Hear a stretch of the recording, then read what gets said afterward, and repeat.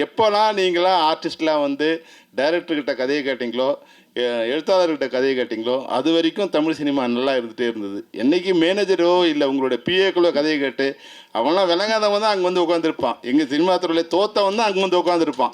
அவன் எங்களை பார்த்து வந்து எங்கள் மேலே அவனுக்கு ஒரு கோவம் இருக்கும். நாங்கள் ஜெயிச்சவங்களை பார்த்து அவனுக்கு கோவம் இருக்கும் இல்லையா, அவங்க எங்களை ஃபில்டர் பண்ணுறதுலே இருப்பான். அவனுக்கு யார் சலாம் அடிக்கிறோனோ அவன் தான் அங்கே ஹீரோ கிட்ட போகிற மாதிரியான ஒரு சூழ்நிலை இன்றைக்கி இருக்குது. குழந்தை இருக்கு வச்சுங்க, ஒரு பெற்ற குழந்தைய கையில் கொடுக்கும்போது அந்த குழந்தை வந்து ஒரு சாலிடாக ஒரு ஃபிசிக்கலாக கையில் இருந்தால் எப்படி இருக்கும், அது தொட்டு பார்க்கும்போது ஒரு தாய்க்கு எவ்வளோ ஒன்று இருக்கும். அது போல் தான் இருக்கணும். அப்படி தான் இசை இருக்கணும், அப்படி தான் கதை இருக்கணும். இப்போ கதையை யாருக்கா சொல்லணும்னு நினச்சா முதல்ல ஹீரோஸ் என்ன தெரியும் போட்டாங்க, எங்களுக்கு மெயிலில் அனுப்புங்கிறாங்க. குழந்தைய மெயில் அனுப்புகிற மாதிரி தான். ஒரு குழந்தைய பார்க்கணுன்னா மெயில் அனுப்பிச்சா குழந்தை எப்படி இருக்கும், அப்படி தான் ஸ்கிரிப்டை வந்து மெயில் அனுப்பிச்சா அப்படி தான் இருக்கும். நாயகர்கள் நீங்கள் கதையை ஸ்கிரிப்டை வந்து மெயிலில் கேட்காதீங்க, மெயிலில் பார்க்காதீங்க.